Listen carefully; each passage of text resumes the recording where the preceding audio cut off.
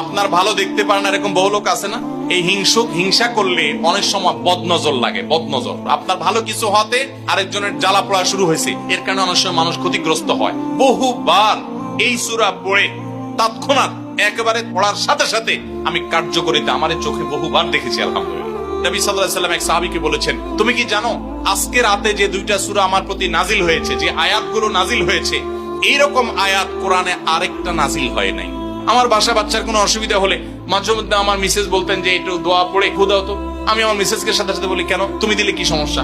অনেক সময় বাচ্চাকে নিয়ে আসেন, হুজুর একটু তাকে দোয়া পড়ে ফু দিয়ে দেন, একটু পানি পড়ে দেন। আমরা কি দোয়া পড়ি আজকে সেটা আমি আপনাদের সামনে ফ্ল্যাশ করে দিলাম, জানিয়ে দিলাম। আপনার যদি কোনো বিপদ হয়, আজকে অনেক ভাই প্রশ্নে লিখেছেন, অনেক সময় মানুষ বলে, ভাই আমার বাচ্চাটার এই সমস্যা, আমার ওই ওয়াইফের এই সমস্যা, আমার স্বামীর এই সমস্যা, আমার এই সমস্যা। আমরা আল্লাহর কাছে আশ্রয় চাইতে জানি না। আজকে শিখে যান, এই দুইটা সূরা নাজিল হওয়ার যে প্রেক্ষাপট, সেই ঘটনা শুনলে আমাদের ঈমান আরো বেড়ে যাবে ইনশাআল্লাহ। নবী সাল্লাল্লাহু আলাইহি ওয়াসাল্লাম একবার অসুস্থ হয়ে পড়েছেন এবং অসুস্থতাটা এত মারাত্মক ছিল যে আম্মা জান আয়েশা রাদিয়াল্লাহু তাআলা বলেছেন, অনেক কাজ তিনি করেন নাই, অথচ